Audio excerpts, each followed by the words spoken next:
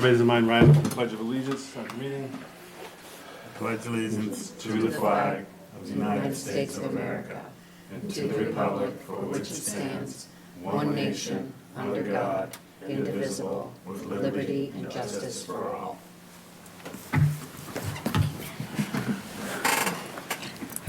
Thank you, everybody.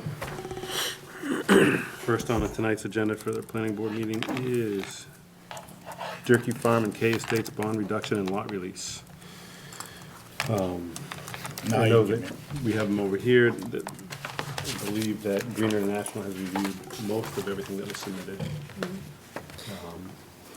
Yeah, okay, so this first lot release I'm sending around, you voted it before, I'm just asking for your signatures on that.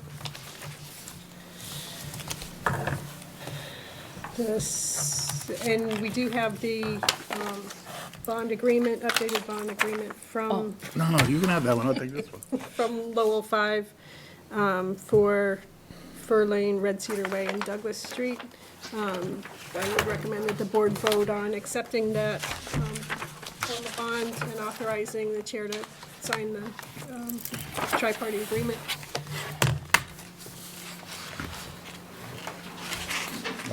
If I can get a motion? I'll make a motion that we accept the tri-party agreement from the Law 5 for the KLLC planning for K Estates, Fur Lane, Cedar Way, Douglas Street, to the sum of $400,000. I'll second. All those in favor? Aye.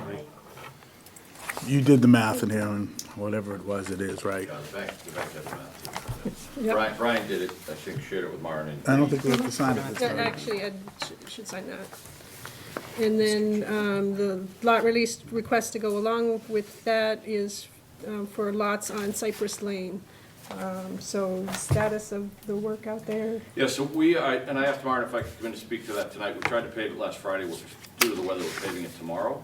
So what I was hoping for tonight was a vote to release contingent upon Green and Mr. Stoddard's acceptance of the pavement installed, and then our bonding with Maren of it. We're just trying to stay, we have foundation crews out there. We're just trying to stay ahead of the curve. We have some stuff sold on Cypress. So we'd like to keep rolling through this fall rather than you wait till your November 2nd meeting. We missed you by a day.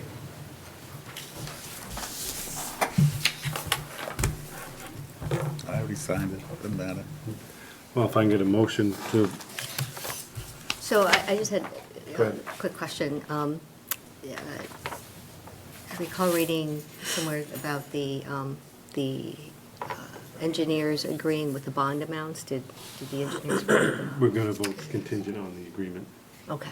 of the engineers. And then, as long as that's a contingency in there. Okay. All right? So, if I can get a motion. Lots 41K, 40, 41, 2, 3, 4, and 45. Okay. I make a motion that we release the lots, do the bond release for 41, 44, 45K. Contingent on, Contingent on The engineers. everybody agreeing on the price, yep. Second? All in favor? Aye. I can bring you up to speed on the rest of it. We rebuilt Pond 2 and Pond 3 according to the redesign. And Pond 2 was just our maintenance to get it back to growth. Pond 3 was yet another modification from Green and Hancock. That's completed, hydro seeded, it's growing.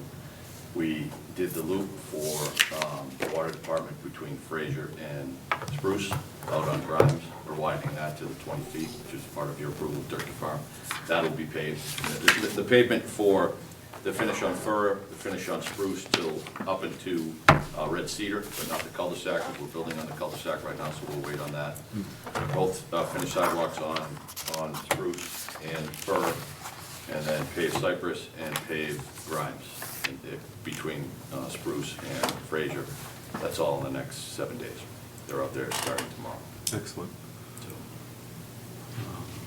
Everybody should also be aware there's an ad hoc committee to put together. We're going to have a meeting tomorrow night with Mr. Guthrie, a select board member, and myself, and the town administrator, along with the planning department, talking about the original farmhouse on Turkey Farm and how to move forward and what we're going to do with it. They've granted it to us, and we're going to rework some of the ideas, because originally we were hoping to realign Grimes Lane. That's not gonna Yeah, happen. that's never gonna happen. So instead of doing some of the things that we had talked about earlier, we're gonna work it in another way, but hopefully we can create some either veteran housing, affordable housing, something of that nature. But Why is that never gonna happen? because the crossing of the wetlands would be too costly. Oh, you mean if you move it? They're gonna modify the end of Grimes Lane through the town engineer, the DPW, but they're not gonna realign They're it. not gonna move it. Right, well, they're gonna slide it over so it's outside of the railroad right away, but Right. not all the way up, so it's directly across from the exit from the parking lot. Yeah, the railroad's Too right there. expensive to Right. do that. Anything's better than what's there. It's one of those situations where, in the ideal world, where unlimited funding, you'd move it to realign that cross-section with the train depot. You would gain 50-some-odd spots on the Grimes Lane piece, but I think where the state is and the financial status of Alewife, I think that's where all the money's going. Right. The parking garage at Alewife is failing, so. You know, on another note, we're gonna hopefully address the mailbox locations for this development at some point in time. Yes, we'd like to. So, And we do feel that that open space down at the beginning of Fraser, next to Lot 3, is the ideal location. There are no wetlands. There's not a sidewalk to contend with. We could have put a pathway in there. Kind of checks all the boxes. We left it with a resident who kind of grabbed the bull by the horns and had it up on Balsam. Mhm. There was some concern there that we are outside the 100-foot buffer, but there was some concern with that, the sidewalk, the right-of-way. We're gonna ask that resident to go back to the other location and present that to everybody there, because we think that's the best spot for it, so. Regarding the farmhouse, we have, because we don't think, collectively, I think that is getting realigned. We are going back now to the commitment we have on the K approval to get that septic replaced. And as you remember, in that deal, there was some money, if the house was moved, to do a foundation on the other side of the barn. We'll take that funding and let you do what you want with it. The house is gonna stay where it is. Maybe it can go towards improvements on the home there. And then through our ad hoc, we have started our architect doing an existing conditions plan for the barn, because it is very structurally sound. We had a structural engineer in that before we bought it. He was very impressed with its status, so that may be some opportunity for that subsidized housing that you pick up. But we'll hopefully come to tomorrow night's meeting with the existing conditions, the size of it, and sort of the structure and where the columns sit. So then hopefully through that exercise, we can be given some direction on preferred size of the units in there and what the architect thinks would be the ideal size. And from there, we can get you some conceptual plans for whomever wants to take that ball. Excellent. Great. All right. Be nice. Anybody else have any questions? I think if I may add one more piece to that. Sure. We originally parceled that out as 5 acres so that it could maintain its agricultural status, and someone could have a farm there with the barn. But I think in light of the fact that we renegotiated that into an affordable unit for the town, and you do have 5 acres there, I do think you should put some consideration into maybe maximizing that density on the 5 acres relative to your subsidized housing, whatever form you choose. I think you have a lot of opportunity to do something creative there. So we'll test other locations while we're out there on that 5 acres, just so you know what exists for septic, if you wanted to do something different with it. And then from there, you can decide if you want us to A&R that farmhouse out specifically with enough land. I think we could tie it into the original Durkee and have it be a 20,000 square foot lot. And then you could carve that and convey that as the affordable and keep the other 4 to 4.5 and try and get creative with it for something else. Okay. But that'll be up to you guys. We'll honor our commitment either way. Thank you. Appreciate it. Some good advice, too. Thank you for taking the time. All right. And there is one more tri-party agreement to vote on. We'd be reducing the bond amount at Durkee Farm Estates from the original $380,000 to $297,000. I just ask that you make it contingent on allowing me to double-check the numbers. Make a motion that we reduce the bond at Durkee from 380 to 297. Subsequent to make sure Green and everybody else is happy with it. We'll leave it up to Maren. Motion, can I get a second? Second. All those in favor? Aye. That we're being too efficient. Oh, you're gonna sign this, right? Yeah. That's it, thank you. Thanks for all your help. Thank you. I'll see you tomorrow.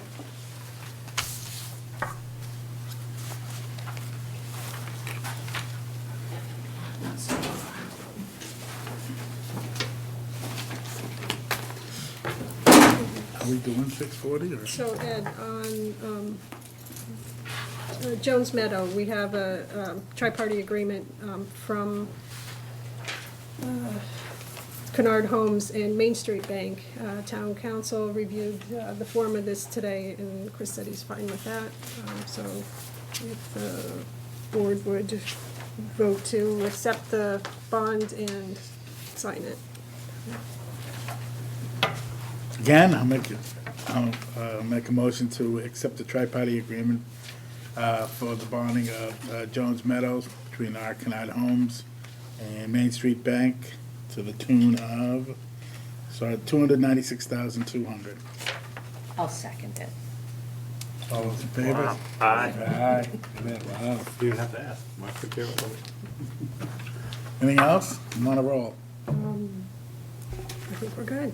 That's it? Awesome, thank you.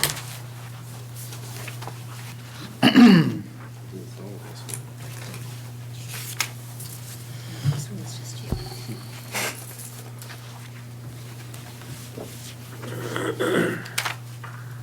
Now, we're at the next public hearing, which is Healy Corner definitive open space subdivision.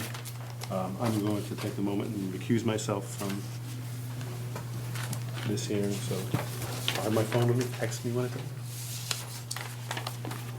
Is anyone here for the 640? It is 6:40. The developer here? Yeah, is the developer here? Is I haven't heard from Bruce that he's be here.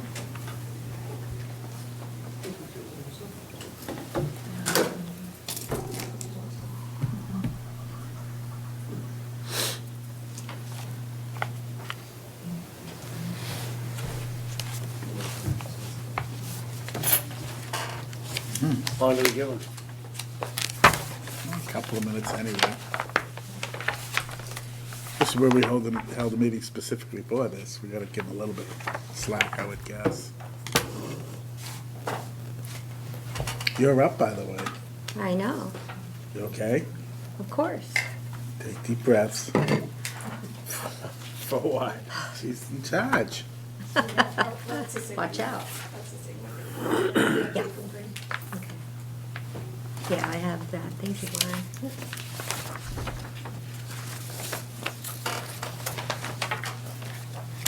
Sway. So any questions for town council while he's here? Chris loves what I just get the for showing off-the-cuff up early. stuff. Chris, Hey, nice never to see pays. you. Oh, really? Hey, everybody. Thank you. What happened to the cover page? We can't even Oh, talk I about think- the next one until the next one anyway, so. There you go. Why you, what did you draw small straw and you had to come out? I hadn't been out in a while. I wanted to see you guys. Wow, all right, okay. Littleton's quiet these days, I guess.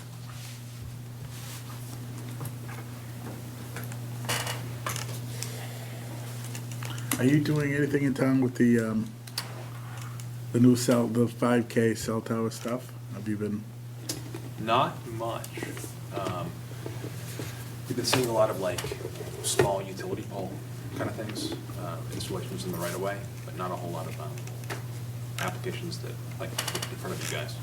Well, they're talking about after the first of the year, we're gonna have to do something about it because eventually they'll be coming this way, so we have to work with the water department to come, or light department to come up with some sort of bylaw off of our bylaw, I would guess. Okay.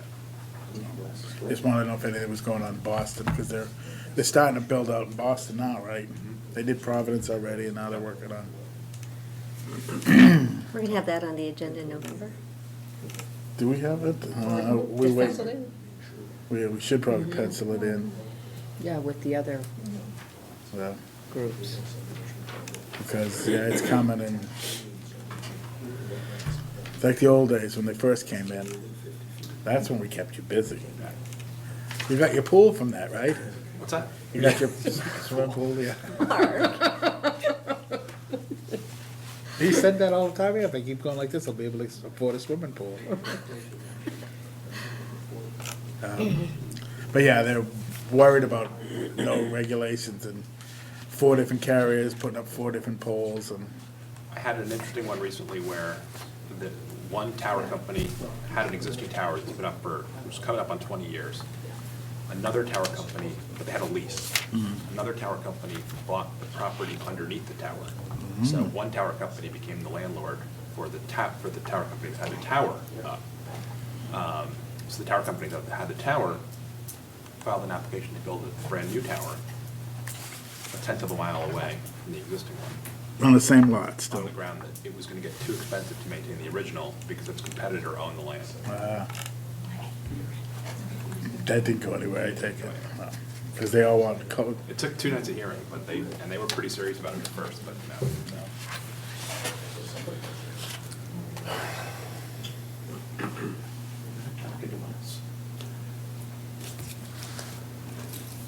Is he coming? I don't have anything from him at all, so.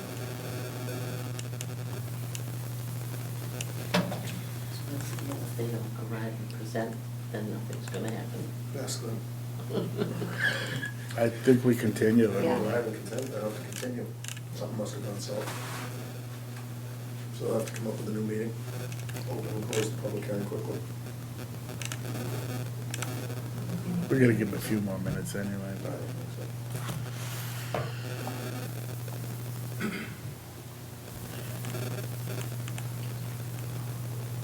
You couldn't have you couldn't have pushed the 7:30 to 7, huh? I don't think we'd miss any football if you did that. The good news is you can do the board business. Oh, yeah.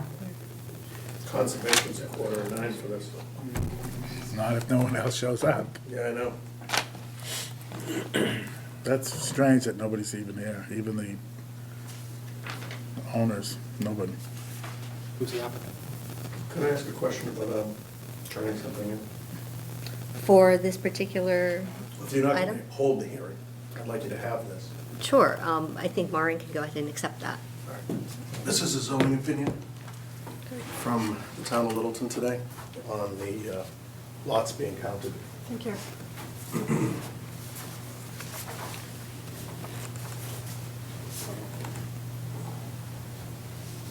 And just for the record, do you want to give your name and address? Sure, Maren knows. Mark Gallagher, 307 Harwood Ave. Great, thank you. You're welcome, thank you. Well, in years past, people have told jokes and talked about movies, you're- but I don't think we're going to be that long, so. You're in charge, so what do you want to talk about? I think another minute or two, and then we'll just go ahead and continue. So if you move on, we can, if we're interested in that, we can leave and we can have faith that it won't happen. If he shows up later. Yes. Well, we should give him at least, He's got, what, 30 minutes, half an hour? yeah. Is he Well, a no, we full should- professor or not? Oh, sorry. And we can't move the other meeting up, right? So if it's a, No, but we can at talk school, about if board it's a full business. professor, you wait Can longer we than put if it it's a on TA. Oh, We put this on hold, do our business, and then if he shows up, bring it back. We all have to stay then. no, No, I don't think you can use his time. no. No. So We'll we give have to him, open and close. we'll give him 5 more hearings, right? minutes. You can open it, you wouldn't close it. I mean, not close Continue. it, but Continue it to a later continue date. it, sorry. We should give him another couple of minutes, you know. Well, wait, so if we don't open it at all, what happens? You gotta open it within, I don't know when the application was filed, but you gotta open it within 65. This is already a continued, Ah, Yes. there they are. real continued. Now we can open it. You were 2 minutes away from being closed out. Story of my life. We are waiting, so patiently. Okay. We'll pull right up to the front. Alrighty.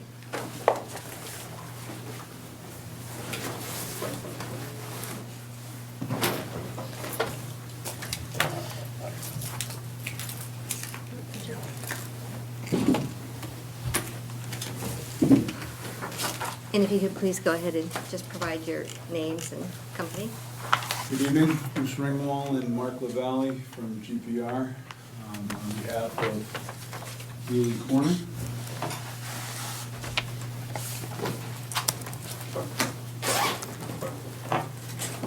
So, since we met last, We have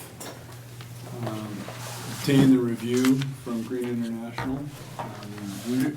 We've provided a number of changes, minor changes. Went over the comments with Green International and Warren, and basically addressed the issues that we had from requests from you folks as well on the plans, things that we talked about in previous meetings. And if you go through probably one more sheet, let's start here. Oh, I got one. So, Bruce, just so, if I may interrupt you for just a moment, so, because we did receive these pretty late, we haven't had an opportunity to really review them, we are looking at continuing the hearing. Okay. Okay. So, the long and the short is that we added in a minor lot change on here just to fix a driveway to work on a lot. Probably if you go to 7 sheets forward more, C3, C4, and keep going, C5, there we go. There was some minor notes on the first couple pages of just steps that Green wanted us to put in.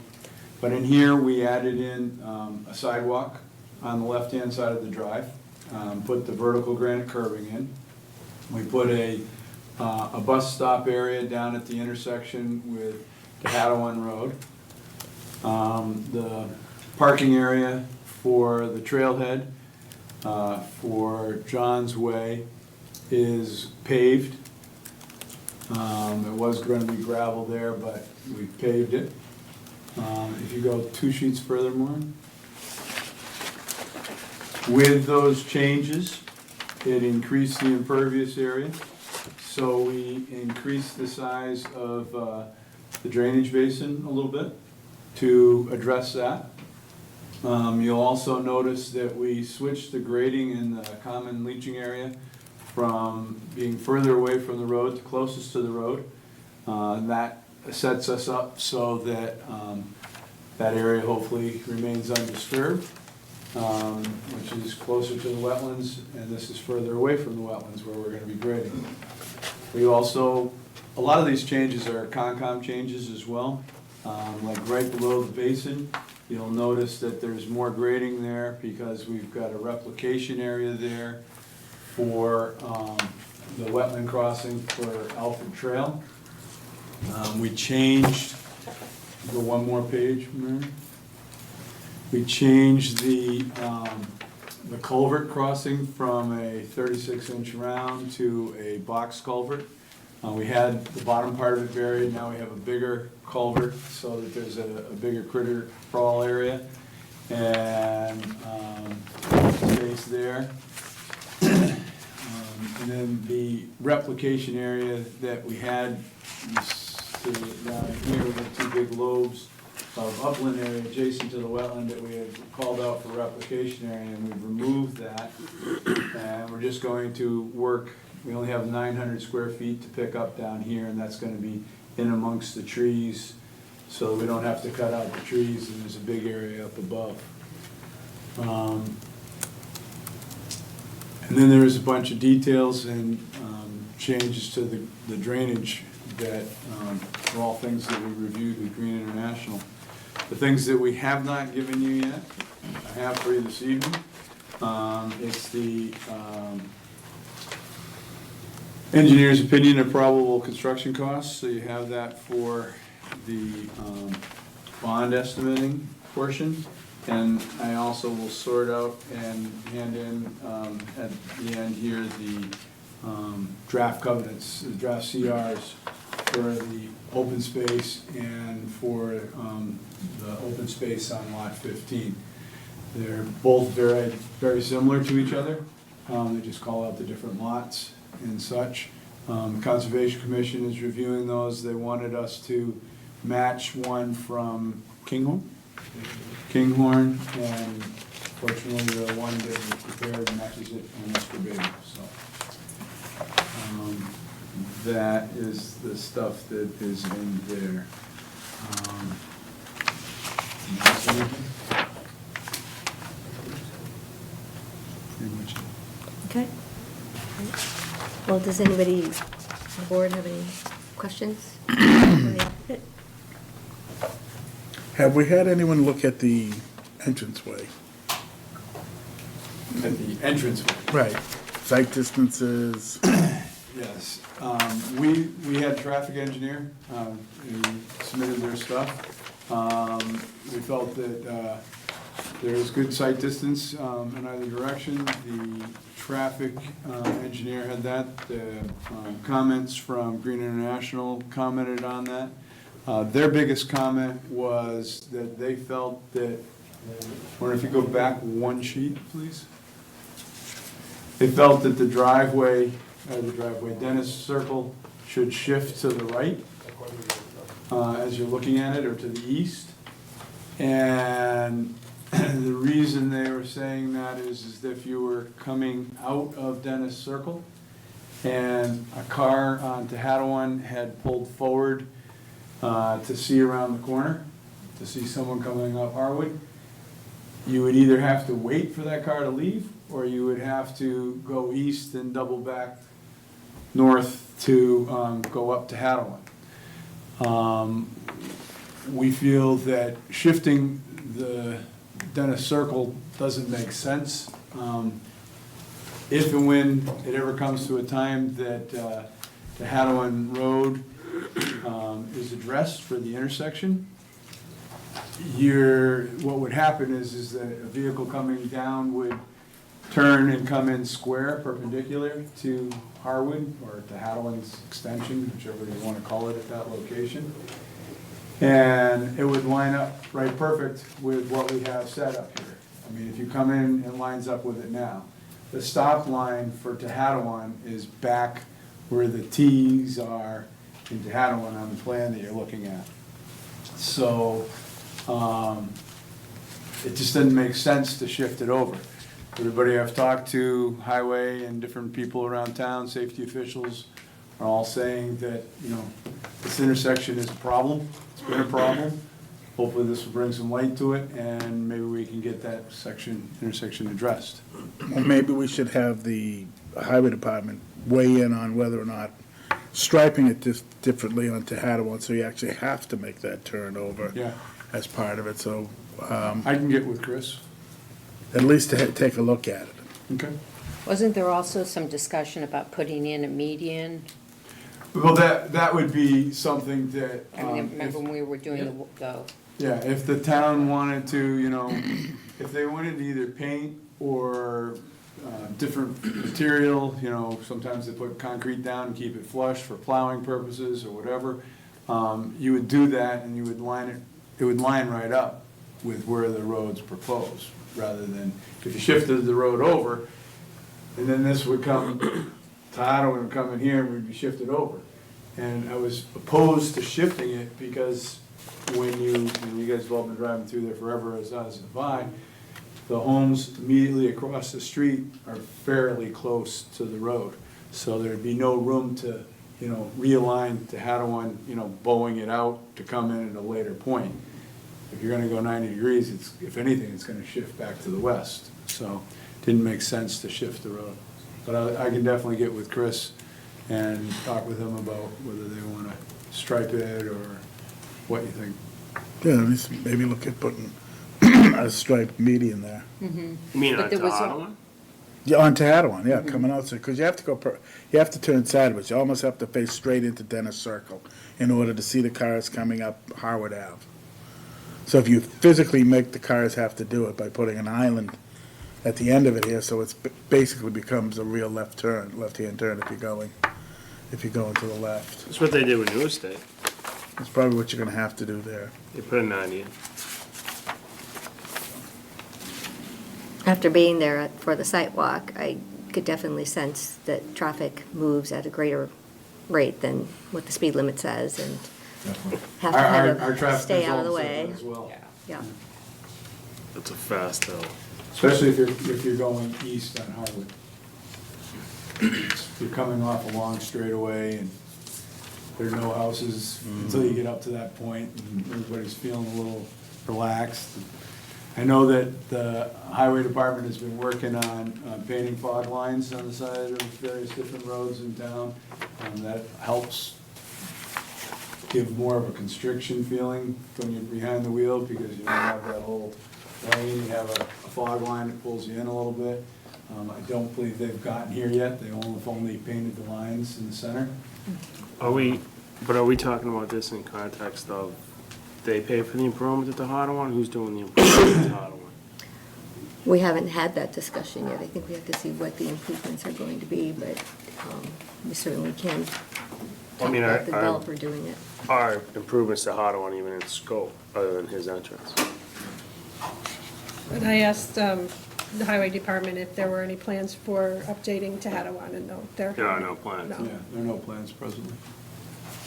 Well, I mean, you could just paint it, then what's it gonna cost to pay, I mean, Well, I don't know, my question is,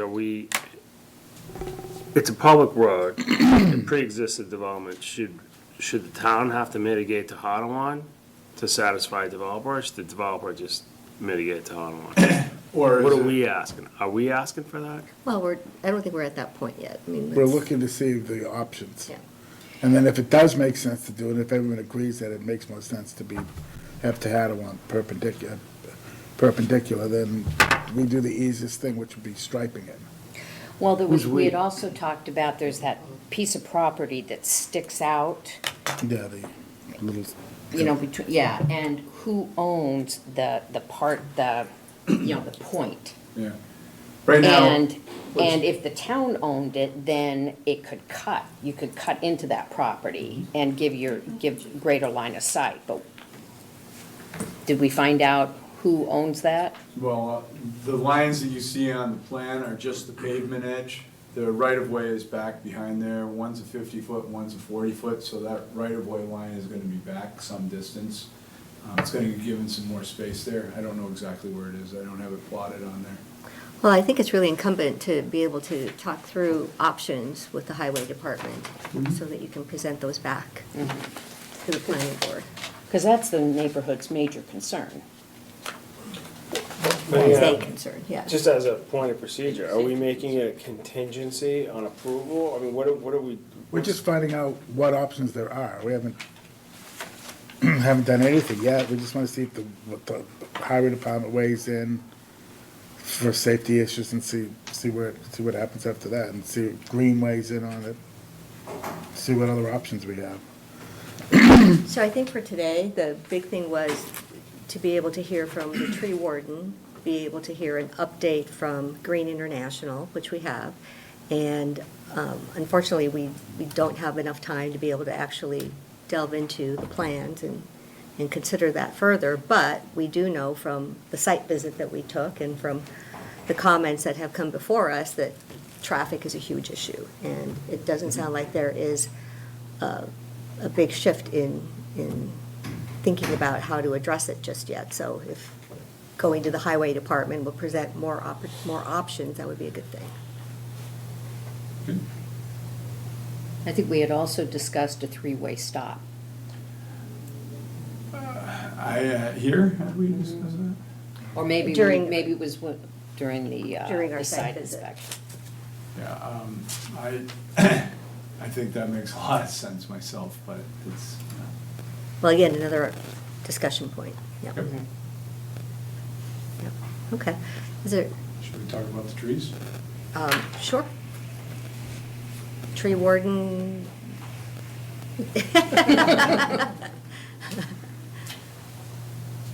So, what we submitted is on 9/23, 9/24, we posted the 9 trees that are gonna be for the entrance area.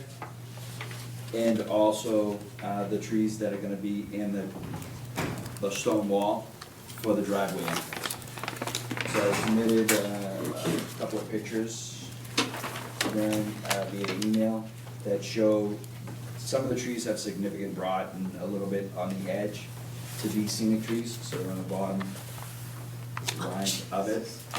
Each tree, the largest one was 10 inches to 12 inches in diameter, the best one was the 12. These trees can as they grow bigger, would be, considered obstructions at that corner.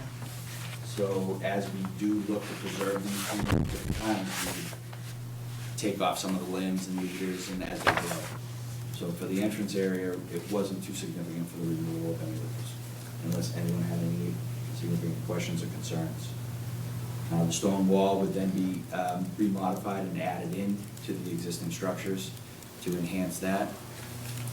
And there's no objections on that end. I think I noted on one of the photos that there was a green ribbon on one.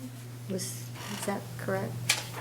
That was, I think, down at where the rough center line of the driveway. Okay. So that is also included in this, in your assessment? Yeah, in the Okay. assessment, so all the trees were included from the dimensions that I was given Okay. in the lot. Okay. There's no stone walls there now, right? Right here, there's no stone wall. Where the driveway opening is, there's stone wall. There's 26 feet that we've suggested that we'll take those stones and enhance the walls to either side. And maybe up here, there's a little bit to the left of the hydrant. Behind there, you can see there's a few stones, but there's no wall in the back in this area. Are you thinking of using the stones at the flares? I have not had any conversation with the builder, the applicant about it.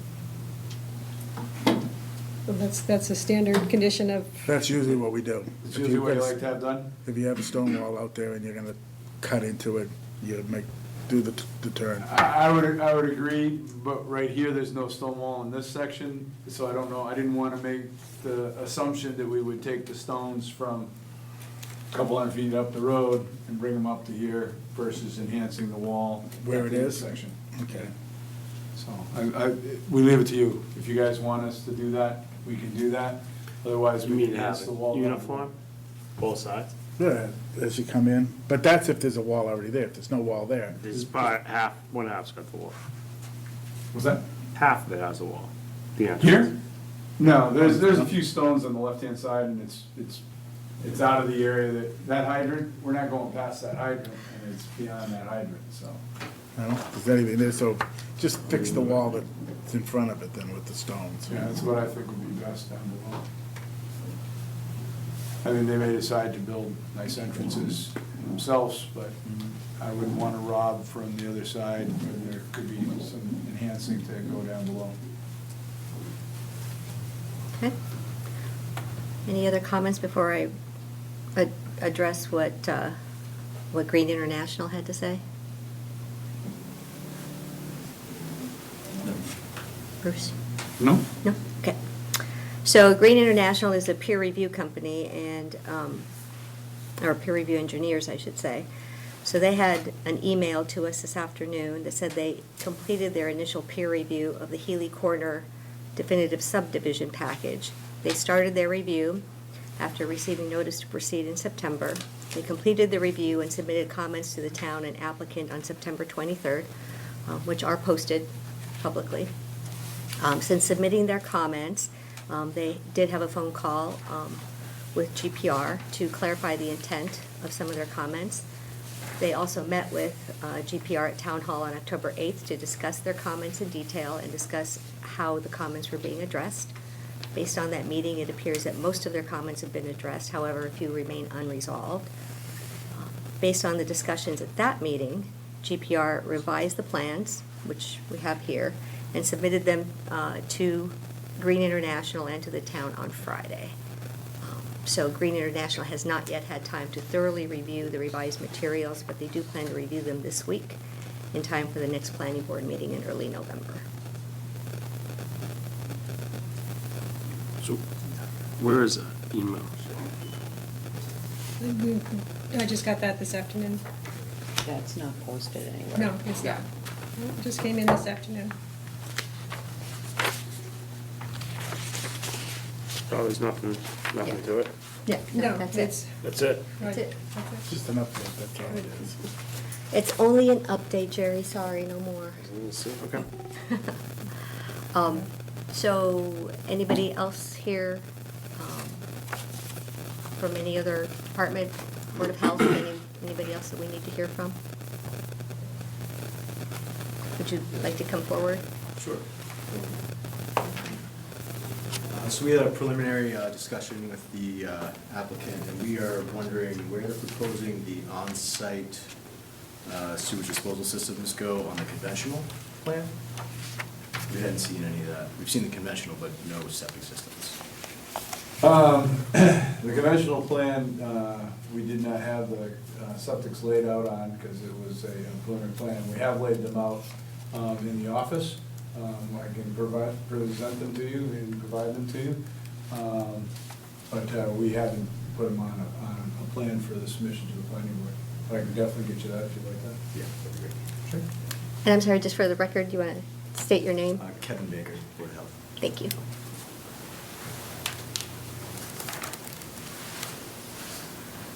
Okay, so. I just want to, I'm Louise Nichols from Board of Health. I would just like to have the new drawings that we haven't seen these new drawings that you're talking about, so I would like them to be sent to the Board of Health. Yep, absolutely. Thank you.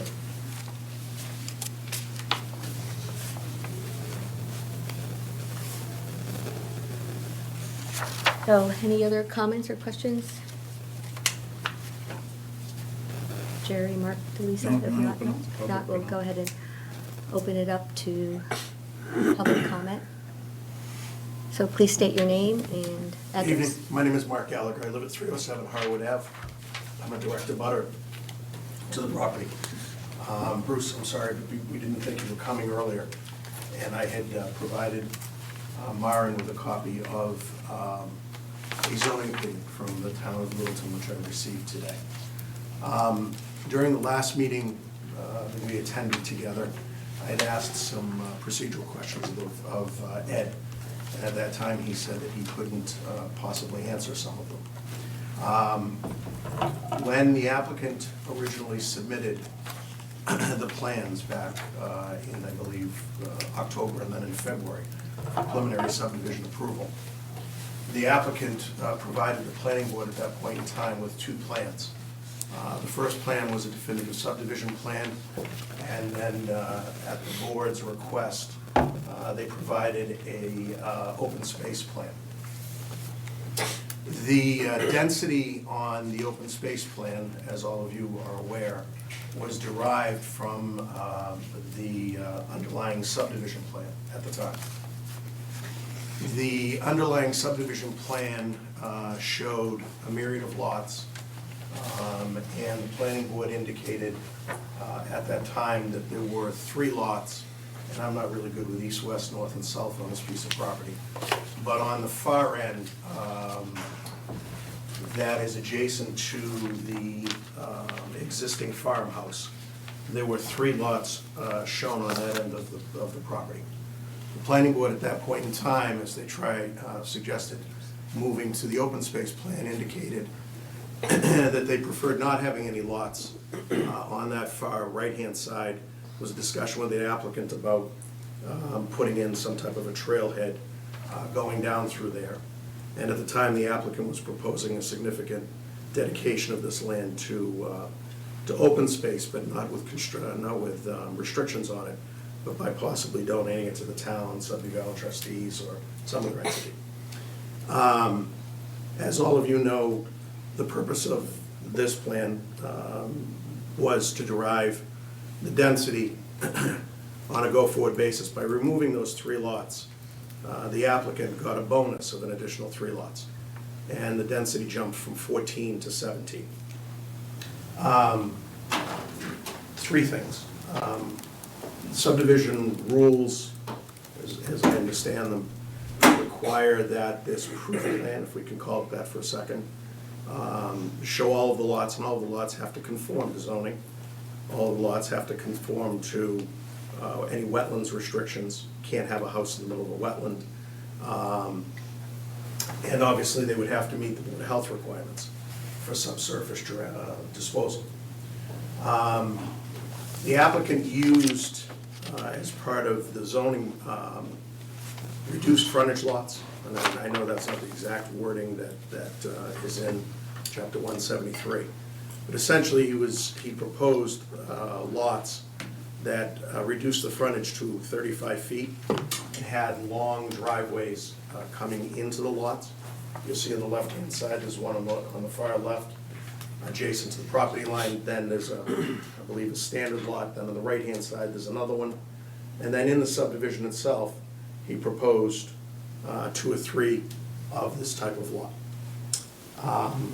The zoning bylaw requires several things which are in that letter in order to meet the zoning ordinance for reduced frontage lot.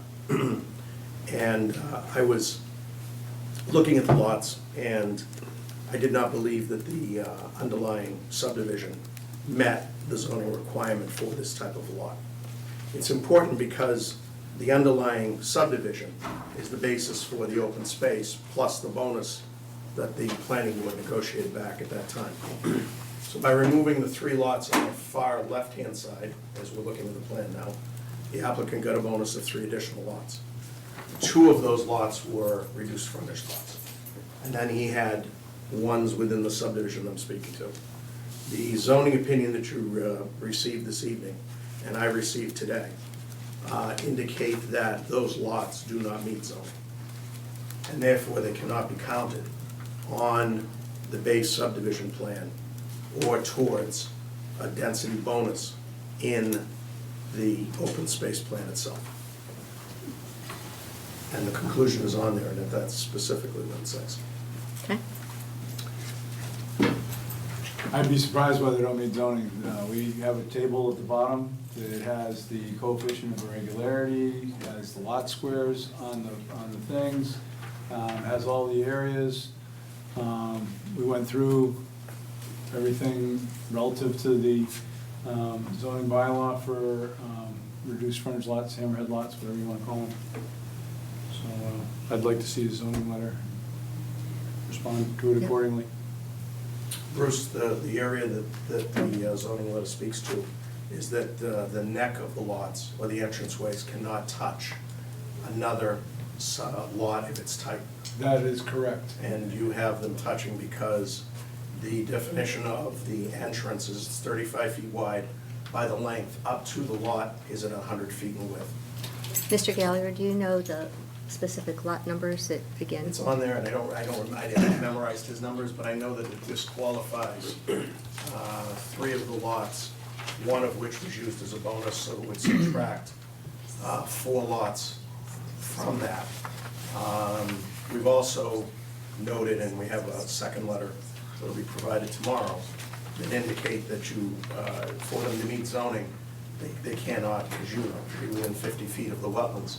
And 2 of the lots shown on this plan are within, according to the design that Bruce provided, 2 of them are within the 50 feet of the wetlands.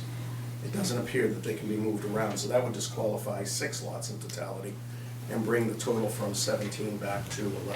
It doesn't say that you can't have a lot within the 50-foot buffer. It says you can't build, and under the conservation regulations, you can't build within the 50-foot buffer. Correct. You can have the 50-foot buffer on the lot all day long. That's not what I said. Okay.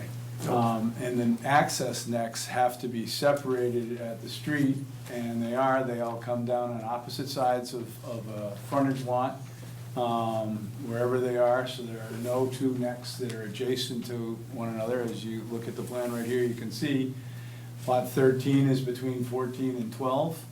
Lot 10 is between 11 and 9. Lot 8 is between 9 and 7. Lot 6 is between 5 and 7. So they all have separation as per the zoning and as per the way that we've been doing reduced frontage lots in town on plans, A&R plans for forever. So, I'm just going to read you the one part, Bruce, which was the hinge pin for our concern in our question. In the summary, it says that they agree that the access strip of the reduced frontage lot cannot contact another lot. Cannot contact another lot. Reduced frontage lot. Therefore, lots numbered 5, 9, and 14 do not meet the requirements of the zoning bylaw. So it's not a question of whether they're separated by another lot It's a question of whether your actual neck coming in comes in contact with another such lot. No, it has to, the necks have to touch. No, that's not what, That's, I understand that's how you've been that's how interpreting. the bylaw is. We wrote the bylaw, so we I should know. understand. And So Judy- here's 5, here's the neck for 5, here's the neck for 9, there's 2 lots in between, here's the neck. There's That's- nothing wrong with those necks. Mr. Martinari, your zoning officer has provided, That's how the I bylaw's been. understand that, but the zoning officer has provided, Yeah. What? We have some new information, and We'll take a Right. look at So it. what, so one of the things that we want to make sure for the next hearing, whenever that is scheduled for, is that we try to have this information in advance, because otherwise we really can't move forward until we have that kind of information in a timely manner to be able to actually take a good look and then ask questions. I received the zoning letter at 3 o'clock this afternoon. I totally understand. I came in and met at the beginning of the week with Maren, and Maren told me that, you know, essentially she was not the person, which I understand. And so without a building inspector, Right, we right. had to find the zoning officer to write the opinion, which we did. So, yeah, who wrote this letter? Shelley Cobley, she's the zoning enforcement officer. So wait, I don't understand. What do you mean you can't touch another lot? So essentially, the way that your zoning bylaw is written, and I understand Mr. Martinari's position, however, I understand in the past, when this was originally developed, that there was an opinion provided for a different property, a different subdivision, long before my life here in Littleton. And that opinion essentially said that they cannot touch. So if you have a frontage, a reduced frontage lot, Can you put that picture down? if you have a reduced frontage lot, and the neck of the reduced frontage lot is defined by the entrance onto the street, times the length of the lot, until it gets to 100 feet wide. The actual distance has to swell from 35 to 100 feet. So you're saying this That These? long, yep. can't touch that? No, the one on your far right-hand side. This one Yep. can't touch that. That neck cannot You're touch saying where- on a lot of its same type. So Jerry, he's saying down where it takes the bend below 6, it's 7, up at 6 and 7, where that, yeah, where that neck's coming down, he's saying it can't touch Oh, lot because 7. it touches 7. Correct, and the same thing would be on the far left-hand side, Jerry. If you go to your far left-hand side, you see Over the same. on 12 and 13. You see And the what is same. the idea, to keep a lot, you can't bend a lot around a lot, is that what? It's the necks ones. No, I get it, it's saying you curve access around, okay. The way the thing's always been dealt with in the past, and I'd like to read the letter so I can respond to it, but it's always been, you don't want to have multiple reduced frontage lots coming off the road side by side, so they always had to be separated by another lot. So, We just Right. did that. So, I know. Right. We just so I approved think we all need to see the letter. Mr. Gallagher, thank you. That was item 1, he said he had 3 items. I gave you all 3. Oh, okay, One was the reduced frontage. 2 was the plan needed to meet zoning in terms of the wetlands. And 3 was Board of Health. Okay. As I went through the files and I could not find Got it. the subdivision plan indicated where the perks and deeps were. I know you said you left the concept of having individual septic disposal systems in each lot because they would be like a valley and a hill and a valley and a hill. Correct. So you went to a single location to avoid having the valley and the hill on the lots. I'll provide that. Any other comments, questions? A little bit off the topic. Can you please but- state your name and address? Oh, my name is Roger Osmond, 273 Property. Maybe not the level of contributor as Mark, but attachment as well. You did mention that you were going to connect with the highway department. Very good idea, because we all know that's a mess, that's fine. Well, I've talked with him in the past, but I'll talk with him specifically about this, more so. Another issue having to do with this is that when the newer houses over the last 20 years have been built on Harwood going down toward the forest. The designation of thickly settled was not moved accordingly. And so the speed limit on Harwood is still at 35, even though the thickly settled zone should have started sooner. After those houses were built. I understand what didn't get done. It makes sense. But that's another factor that I think should be brought up when talking to the highway department. It's really just another safety issue. Great, thank you. Anyone else? Carolyn Mueller, 8 East Roxbury Drive, even simpler. On the stone wall that's going to be disturbed, it would be nice if, when it was rebuilt, that it would be rebuilt in the same style, the farmhouse style, rather than an engineered stone wall like we see in the newer developments. So, Thank you. All right, so do we have a motion to continue? To the, when are we meeting again, the 12th? Next meeting.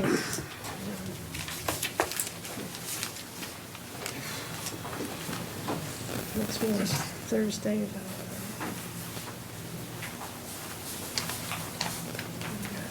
So we're back to Thursdays. Oh, yeah? Mm-hmm. That's what you asked for. Well, it works. Does that work for you? I'm sorry, what date? Thursday. Okay, we have one penciled in for Thursday, November 7th, starting at 7:30. Is that good? So it was, right? Well, 7:30, it's a little later, but that's what we do. Is All that right. good? Sounds good. So a motion to continue? Continue this, yeah. Okay, your motion? Make a motion that we continue this till November 7th at sometime after 7:30. I'll second. All in favor? Aye. Aye. Thank you. Thank you. I just texted Ed. I never heard that. What? It's never been that way. It's the necks can't touch each other, and the reason we did it. Then why would they tell you like that?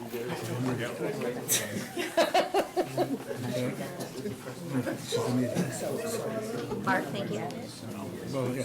Yeah, so is that what happened? Actually, Okay, sounds good. It's your time. actually, Chris, can you look at that, or is that? Because that's, yeah, that's not right. That's not what the intention was. Jeff, Yeah, thanks. Yeah, thanks.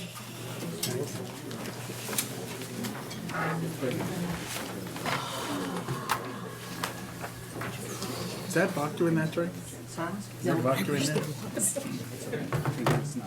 was thinking about it today when I got Maybe that's what was wrong with Richard. All right, It's not open until 7:30, we're not quite there, so 3 minutes. 3 minutes, we got people in the show. Oh, I liked it better when Anna was in charge. Me too. You did We just have a few minutes, Cheers folks, to until we that. can actually open the public hearing.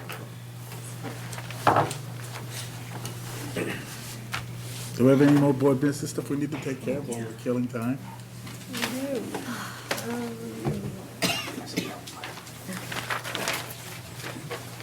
Might give you some light reading. She should have waited. No, for everybody, I brought some. Wow, since You don't have to accuse yourself. Oh, we moved on to Baker, so we want to throw it I in. didn't. This is just the, well, I don't know, I don't know. You wanna recuse yourself, recuse yourself. So you were asking about bills and payroll, those are coming around. That's town council now. Excellent. Just ask for the hell of it, let's see what he says. Say, if you wanna sit, I think you. Yeah. Have a copy, Steve?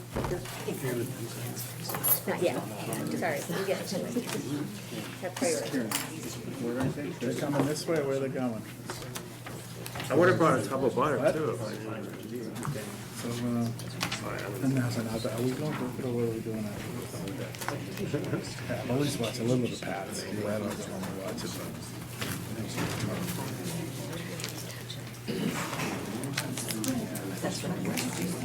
Is Anna having lunch down there? Look at that.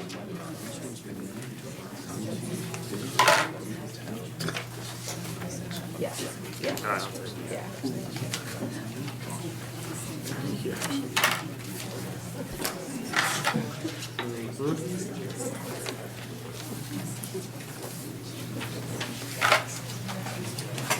What? Excuse yourself?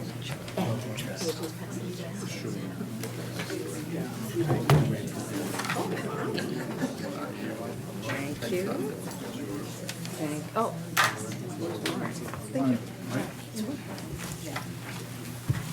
What did he say? No? Baking in your free time? Any good? All right, 7:35. Public hearing zoning bylaw amendment, voter petition, zoning amendment to prohibit the retail sale of adult use marijuana in Littleton.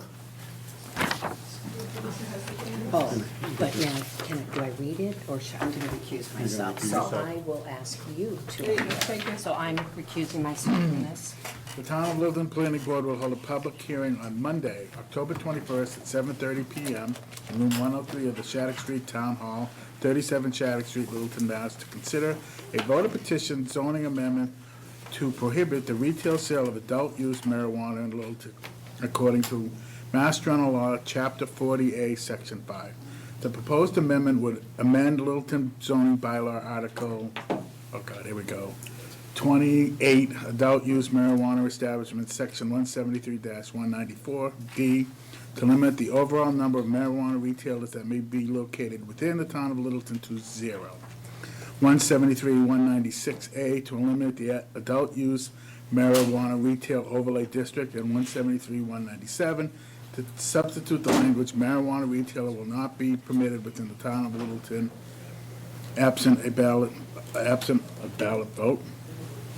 The full text of the voter petition is on file at the Littleton Town Clerk and Planning Board Office and can be viewed during normal business hours. Any person interested or wishing to be heard on the proposed zoning amendment should appear at the time and place designated.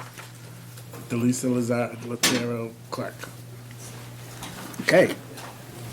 All right. So, last time we voted to have this meeting, mostly, but particularly for this petition, voter petition. Any comments from members of the board? Well, I ask questions. Sure. But, I mean, this is just a petition to go to vote on. Right. So the question before us is really whether we want to support the petition or not support the petition. Or take no action. We can do that, we can do one of three things.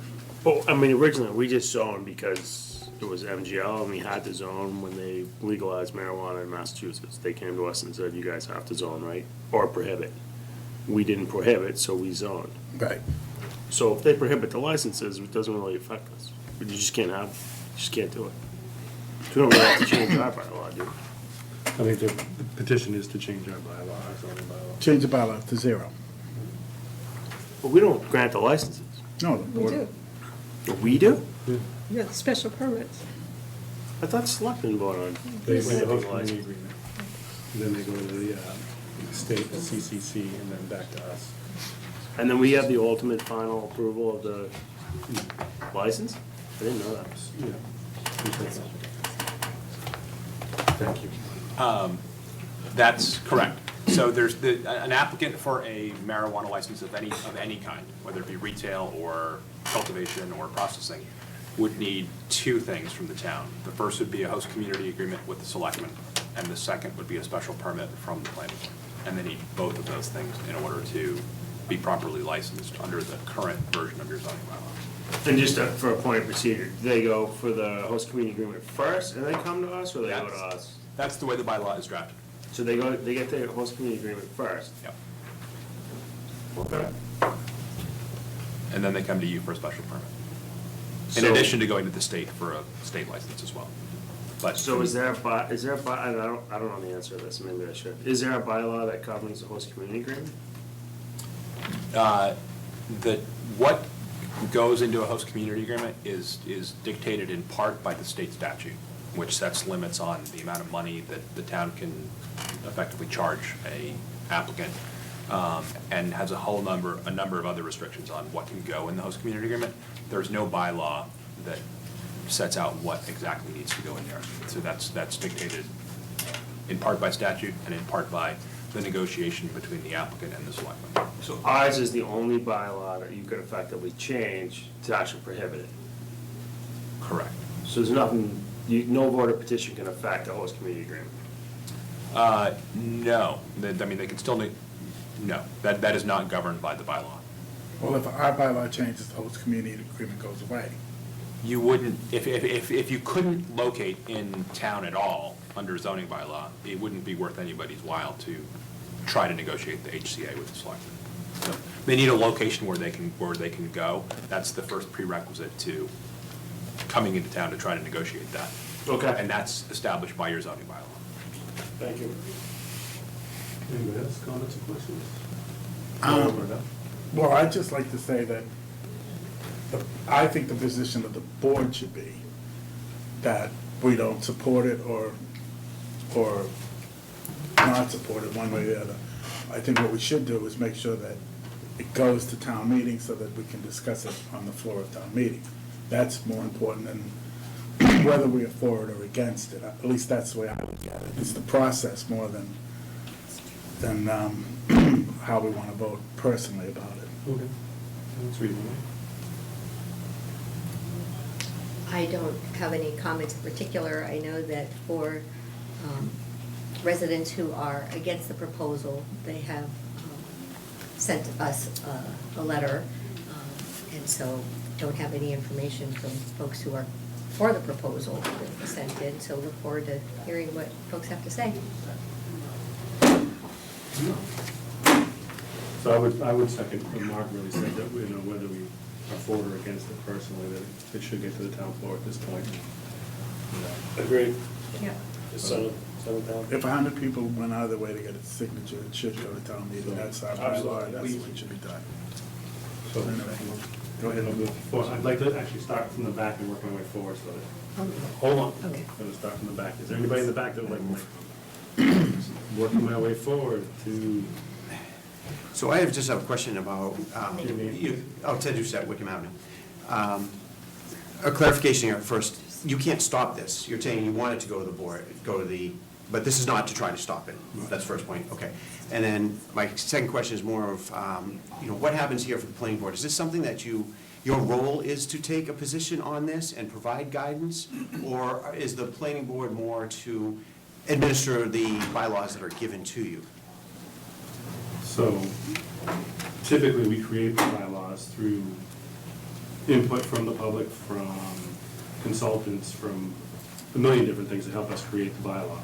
And we write them and we propose them. I personally helped, write and support this bylaw when it was first drafted. So I'm in support of, retail sale of adult use marijuana in town. But I don't want to stop the people who are before us tonight who are in favor of stopping it, having a voice at town meeting. Oh, yeah, certainly. But I was just wondering, as far as you're supporting or not supporting, like Mark said, is that your role? So the reason I think we're actually taking this position is because we're not going to get a consensus from this board, so. Okay. All right, thank you. If we didn't hold the public hearing, they couldn't be heard in front of town meeting, correct? Correct. That's why we're holding the public hearing, so they can be heard at town meeting floor. Christine Nordhaus, Star Hill. In 2018, the planning board created our marijuana zoning bylaw, which was approved by 2/3 majority at town meeting. Article 17 is created by a citizen's petition and seeks to amend that bylaw to eliminate retail sales in Littleton. The petition is signed by 144 people. 140 of those signers were not in attendance at the May 2018 town meeting. People who didn't show up to discuss the bylaw are now armchair quarterbacking the voters who created it, debated it, and voted it into law. In the past year, I have spent over $150,000 pursuing a legal endeavor. That money didn't come from corporate backing or some windfall. Every penny of it was earned and scraped and saved. My proposed shop has the potential to add hundreds of thousands of dollars in excise tax revenue to the town budget, create well-paying jobs, and endow a nonprofit foundation meant specifically for Littleton. I followed in good faith and to the letter the legal framework created by the voters of Littleton and the state of Massachusetts. Article 17 was created by those who couldn't be bothered to answer the many calls for public input or to attend any of the half-dozen public meetings it took to create the original bylaw. This vocal minority looks to undo the work of the volunteers and voters who made it a priority to contribute. This bylaw is not in the best interest for Littleton for several reasons. Recent studies by Regional Science and Urban Economics, the CDC, and the Journal of American Medicine show, respectively, communities with retail cannabis shops experience a 19% reduction in crime, a 20 to 35% reduction in annual opioid deaths, and a 9% decrease in teen cannabis use. The National Association of Realtors reports that communities with these shops saw a slight increase in residential property values and a 34% increase in the demand for commercial real estate. Cannabis shops in Littleton will reduce crime, opioid deaths, and teen cannabis use. They will significantly increase demand for commercial real estate, create jobs, and add more tax revenue to the town budget than any other type of business. Article 17 robs Littleton of this opportunity. It's irresponsible, and it's a slap in the face to Littleton voters. This bylaw amendment is legal, and I passionately support the right of the petitioners to bring it to debate on town meeting floor. But that doesn't mean it's good for Littleton, or that it needs the planning board's support. I ask this board to refuse to remain neutral. Town meeting attendees will look to you for guidance and leadership. Show them that their planning board supports economic development, local business owners, and most importantly, the will of its voters. I urge you to vote to not support Article 17. You obviously, Richard. I'll come back to you, okay? Diana Rancherian, Stony Stream Lane. I just want to answer a little bit Jerry's question. Miscommunication has brought us here tonight. In 2016, the number of Littleton residents that ballot voted yes to decriminalize marijuana for the state of Massachusetts exceeded the number that voted no. As a result, Littleton became a host community. Not that the host community nuances were made clear with a yes vote, but that's a separate discussion. Then in 2018, there was a warrant article at town meeting which asked the residents to vote/approve areas zoned for retail marijuana shops as defined by the planning board. Neither the planning board or the Board of Selectmen clearly articulated that the approving zoning, we were also approving the default number of 2 retail marijuana shops in town. Neither board ever explained the number of licenses and the zoning approval were slipped into one article. Furthermore, that packet that you send out X number of weeks before town meeting did not have clear communication and language that helped people understand what they were voting for at town meeting. That is the whole point. We are here because not a lot of people at that town meeting that approved this process knew what they were voting for, and they didn't know 0 was an option. Secondly, quite a few residents in town didn't even know that we were voting on this particular warrant article, that retail marijuana cannabis shops could open up in our town, and the number of them was going to be determined. None of that communication was clear. At no time did town leadership explain that no was an option. I didn't even personally know that we were voting on this. Again, my bad, a hard lesson to learn. We're here now in 2019 with 2 licenses waiting to be issued and 2 recreational shops with whom the Board of Selectmen are in the process of entering into a host agreement. This petition, which has been circulated, signed, and presented to the planning board, would bring the vote back to town meeting, like you said, so truly the people of Littleton can voice what they want to do with this. And contrary to other findings, I have done some research myself.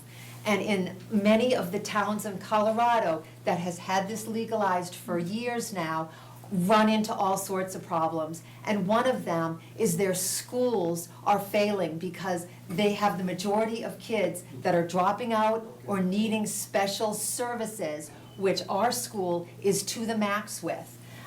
Because, and everyone knows that schools, the quality of your school does determine your property value. So the research that, it's interesting that I've come up with there are property values out in Colorado failing because cannabis shops are in town and schools are suffering. I think this is a huge issue and people need to know about it, and the communication we've put forth so far has not been the clearest for people to make an informed decision. Judy Reed, Pamela Way. So I was informed when I voted on this back in 2018, so I don't understand how people were not informed. I would like the board to take a position, and I would like the revenue. Our town budget needs the revenue, and it far outweighs any of the detriment that other people are talking about.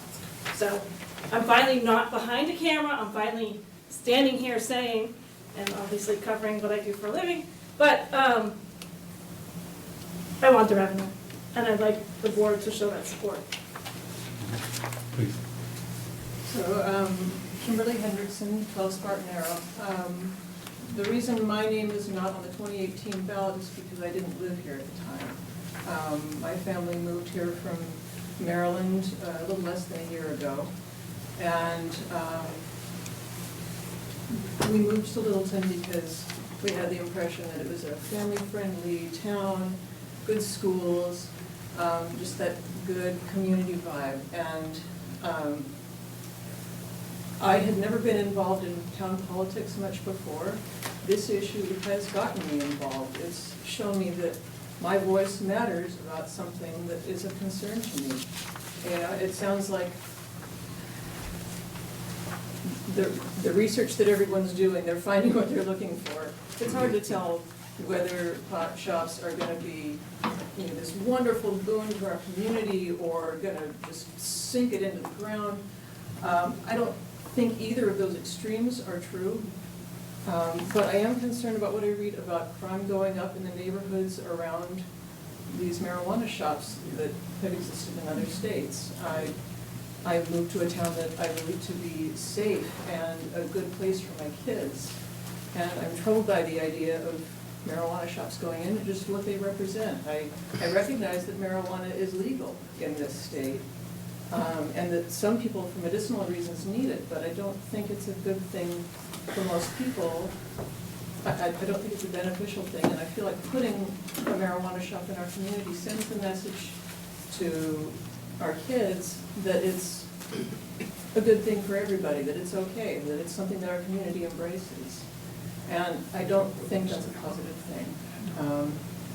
And so I'd like this to come to revote because I want a chance to voice what I believe, but also for every person I know who's new in the community and wasn't here in 2018, I've heard other people say, I didn't understand, I thought my choices were between 2 shops and infinity shops, and I didn't want infinity, so I voted for 2, and now I realize my other option was 0. I wish I had known. Or other people who didn't show up to vote because they didn't realize it was on the ballot, and now they're realizing that they need to be involved. And so, yeah, I'd like to see it come up for a vote again. Gentleman tonight. Will Netto, Robinson Road, the direct abutter to one of the proposed locations.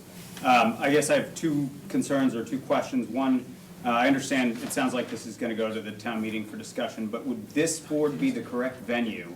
Our concern is more the location being in such close proximity to young children. Would this be the venue to limit the proximity or apply a standard that you find in other zoning regulations, like the 500 feet from a school, or all of the different, I understand you guys spent a ton of time developing these zoning regulations, but I wasn't in the town as well when those meetings were occurring, and then moved in and there was a proposed location that was brought up long after I moved in. But so my question is, if this is the venue, would we then just have a petition that goes before you to change that zoning regulation? So we followed the CCC guidelines. I understand that we couldn't make it less stringent. We could potentially make it more stringent, but we tried to stay as close to what the state regs were. And we didn't feel that if we, at the time that we were negotiating or debating it as a board, that making it more stringent would not be beneficial to any applicant, so. That's why. Well, at the time. but just so you know, I mean, it's 1,500 feet, right, for any school. Right. So you draw circles around that, it knocks out like 80% of the town. The only thing that was left was basically the industrial area over by New Estate and downtown, like IBM, that's it. So if you go 500 feet of a residence, you wipe out the whole town, which we couldn't do, and we talked about it. The lady behind. Andrea Mast, in Boxwood Road. I have two children, one with substance issues already, who's 14, one that is 10 who does not have substance issues. When I came to these meetings, I'm a nurse, so my understanding in reading all that research was for medical use only, not legal use for anybody. And when I brought my concerns about how to protect these kids, none of my answers or none of my concerns were listened to the people that were opposing these.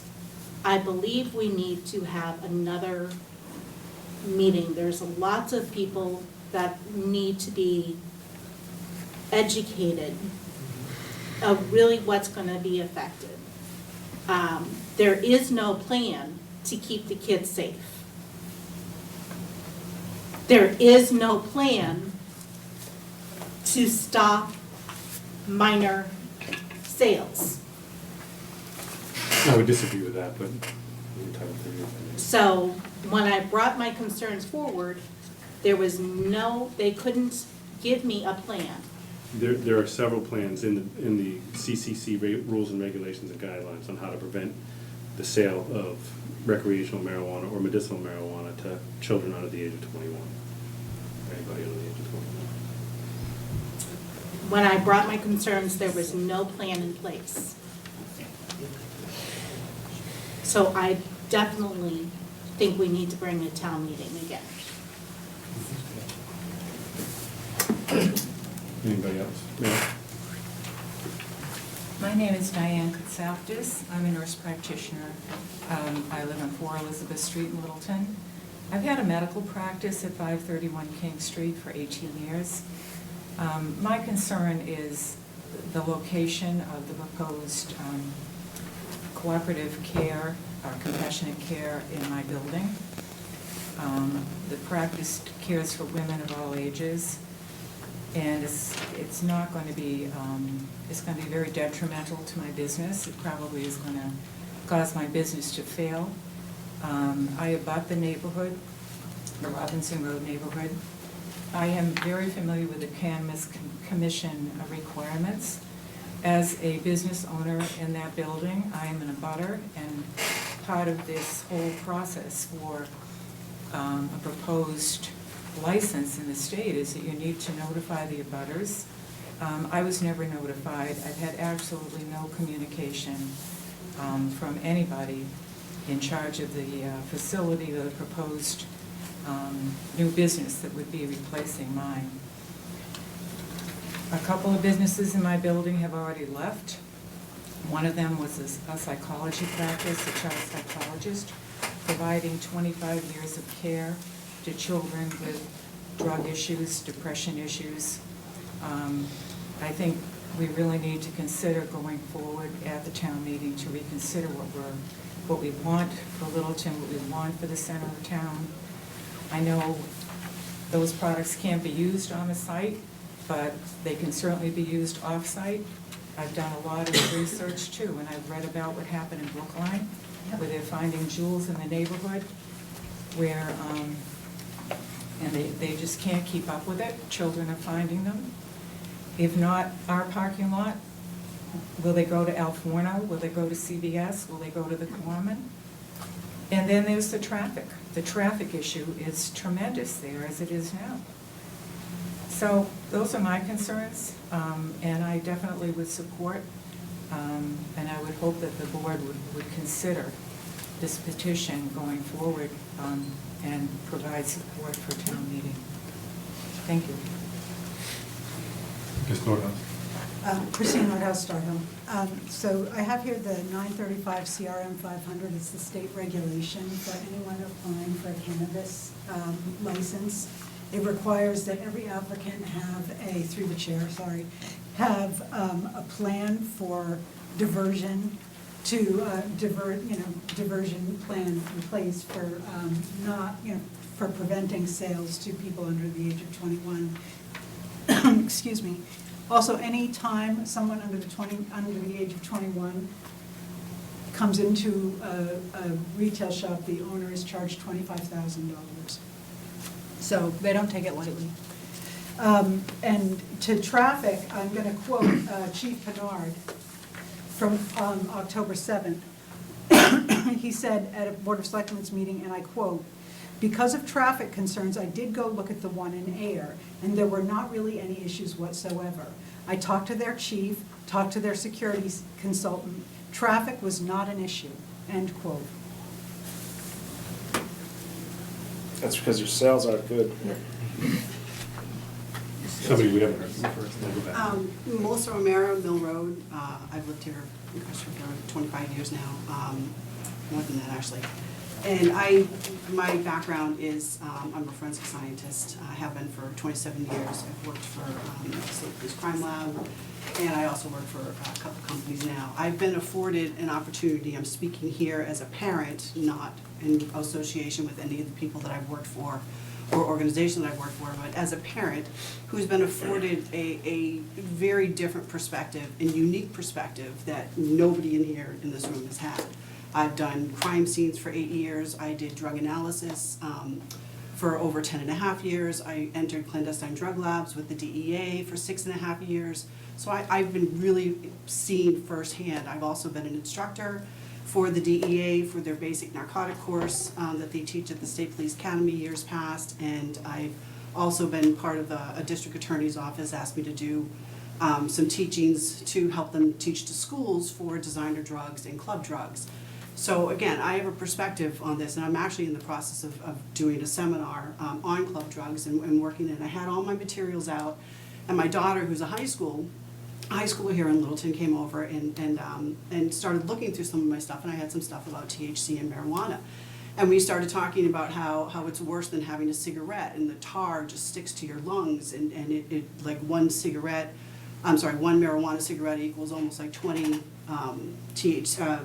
tobacco cigarettes and all these dangers. And she said to me, "Why didn't we learn any of this stuff in school?"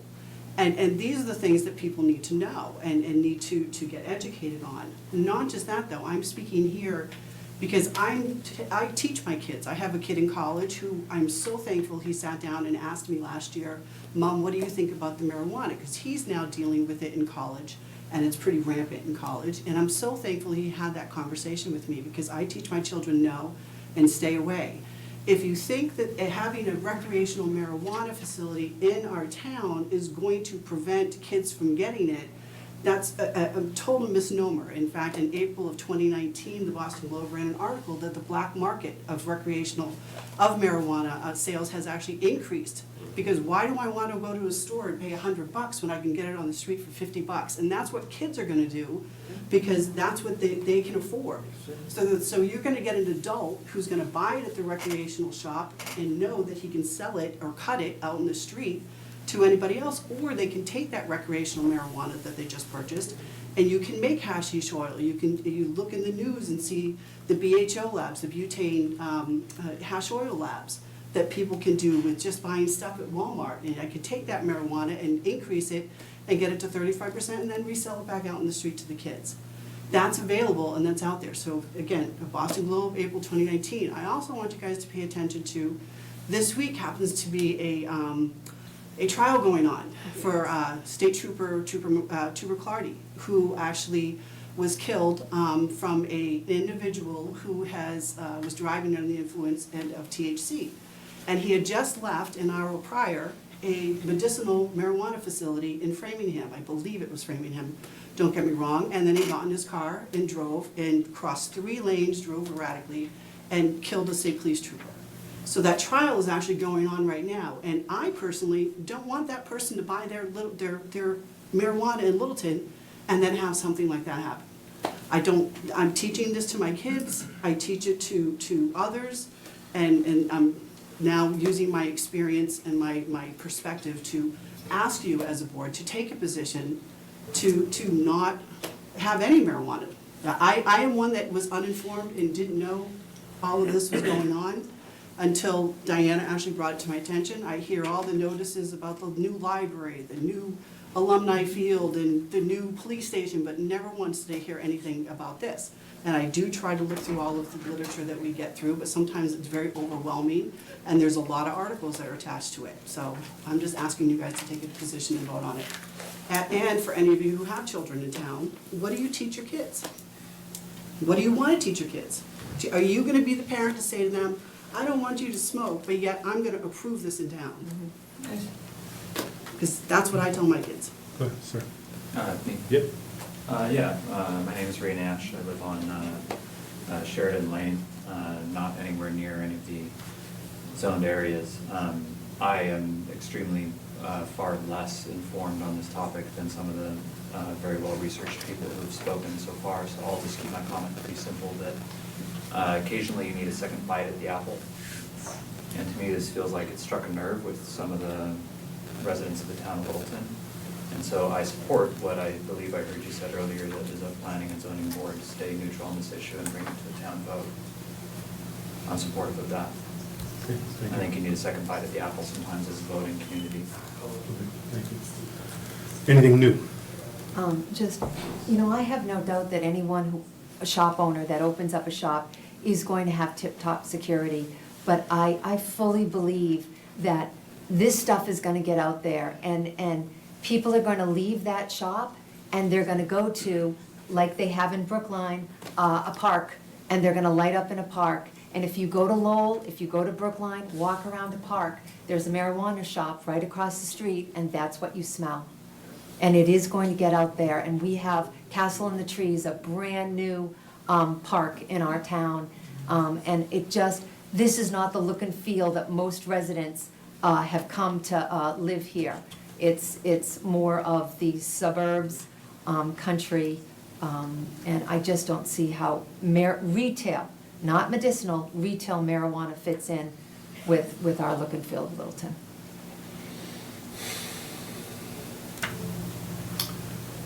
All right, so we'll end the public comment now and have a couple questions from my members. We have been asked to either vote it up or down. We can do a straw poll just to see how we feel and not waste any time if we can't come to a consensus. So, Whether you would support the citizens petition to ban retail sales, or whether you would not support the citizens petition. I'm on the fence. You're neutral? I don't think having a retail shop affects high school kids smoking pot. So you guys know, high school's flooded with pot right now. It's all over the place. So, I mean, but that said, I wouldn't want a pot shop next to my house either, so And if we let this go through, then you're gonna get a pot shop next to your house. So I'm on the fence. I mean, You're not up or down on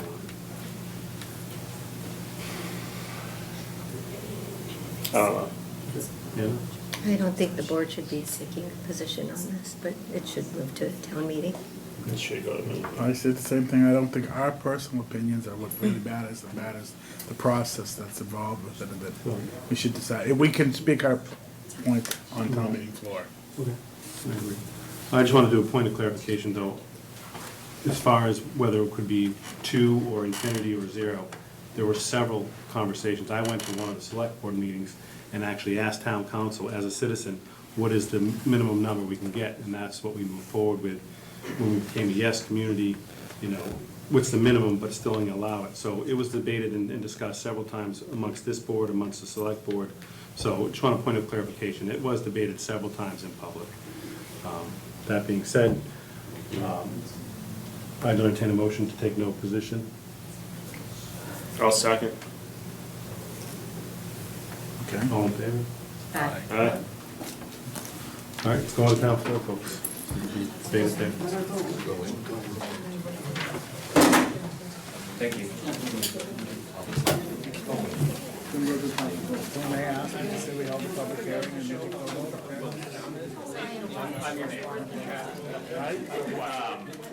When they're gonna ask us if we held a public hearing, we held a public hearing, we took no vote on it, and then we brought it to town meeting floor, right? So you're taking no position. Right. All the town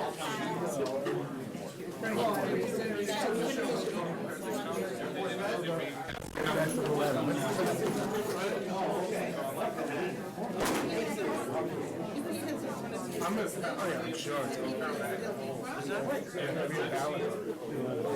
Oh, of course,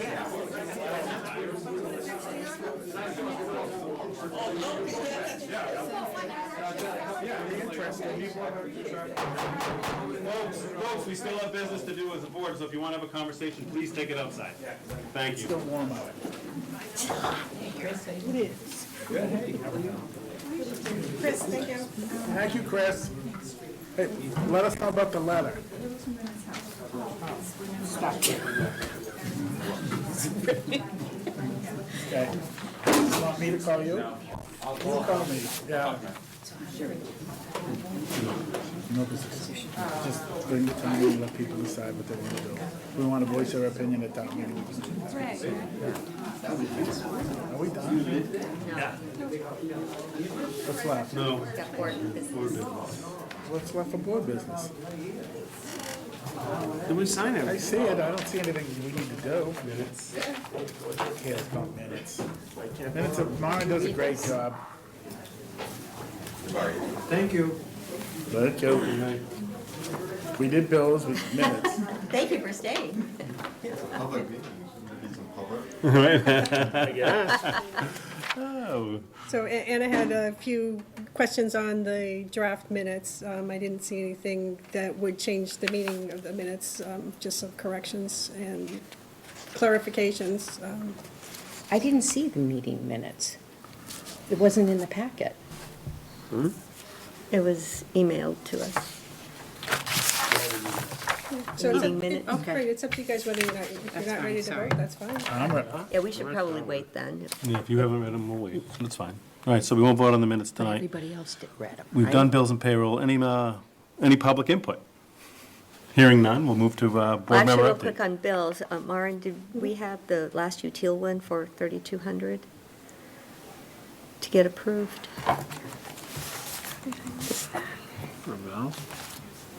Okay. So util. These two here? So Yes, util sent us their final bill, and Shouldn't it be in here? Yeah.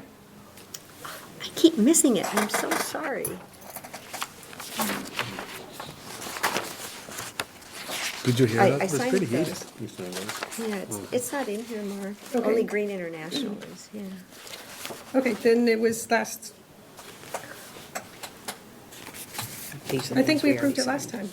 That one meeting. was for 4,200 and Okay. yeah.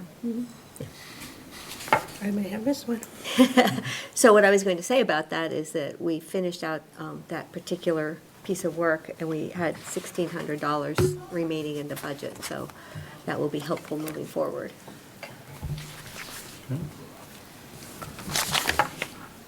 Okay? That's it?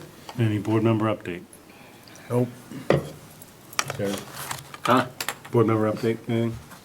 No, but, CPC, nothing? no, I haven't gone.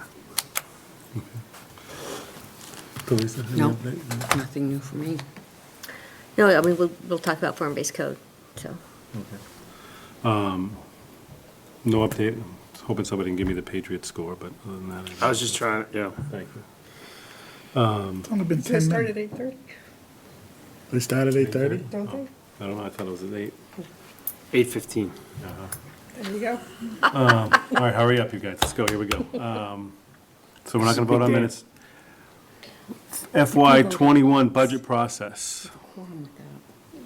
I meet with Cheryl tomorrow to review what the budget process is. We got a whole bunch of information sent to us, the draft. And I'll turn that back around with the recommended budget for next year.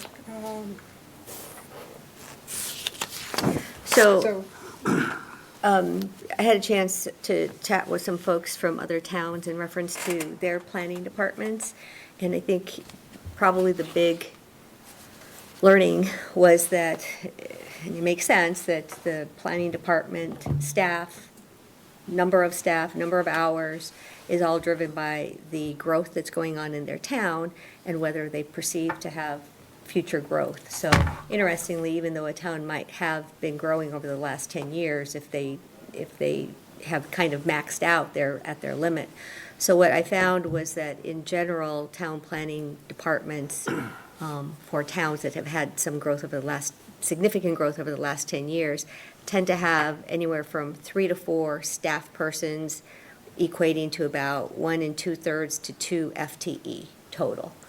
So if you take a look at that, again, it's only 4 towns, it's only directional, it's not statistical or anything, but given the amount of work that Maren sees as a result of the growth in town, it probably does warrant taking another look.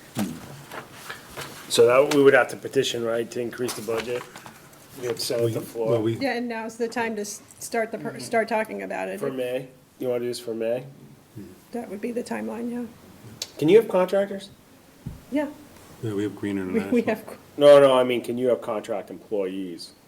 Like, if you want to flex, let's say you get busy one year and you want to flex, can you bring on like 2 FTE, well, 2 non-payroll, non-town payroll contractors on a full-time basis?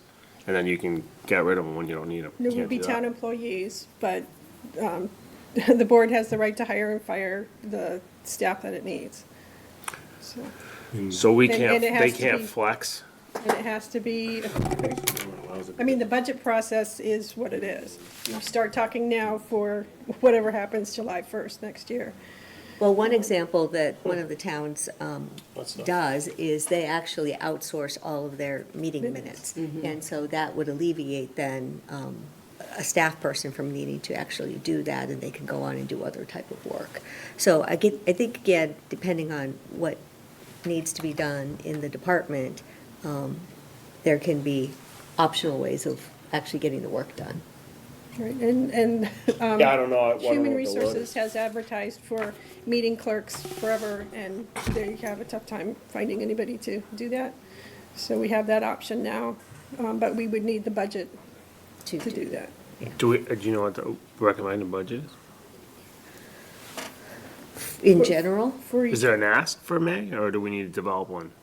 We need, if we're going to increase staffing, we need to add to what the budget was from last year, which typically it increases 2 to 3% every year, right? The budget. I think it's flat. Yeah, the expense budget has been flat. The good thing that we were able to do last year was roll, instead of having so many master plan implementation, capital articles that actually went for staff, for hours. Those have been all rolled into the salary line item. So at least it reflects what's really happening. So are you asking, are we asking for another body or not? Like one more FTE? I think that's the discussion. Yeah, I would support that. So my experience just as a building inspector and building commissioner now, working closely with planning departments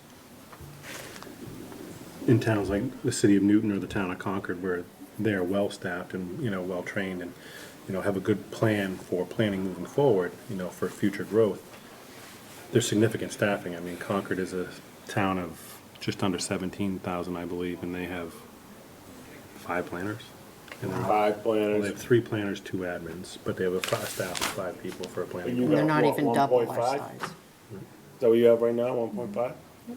Yeah. And then in the city of Amesbury, where I work currently, the planning department, where they're not experiencing much growth or even planning for much growth, just trying to control subdivisions and a couple of commercial projects and one significant sports complex. But again, they have a staff of, I think, including some senior staff of almost 7, and they're the same size as Concord, 17,000. So you wanna go to 2.5? That's up for debate, but that's my position, would be 2.5. Oh yeah, it makes sense, there's no redundancy anyways. Right.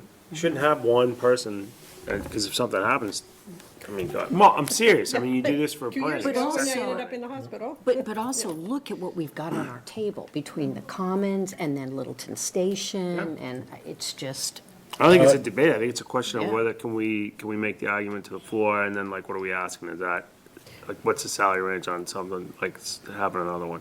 we No, want another planner, yeah, right? but let me pull a, We just need to know what we're asking for. Right. So what I would say, it sounds like, what do you actually need from us, Marin, to move this forward?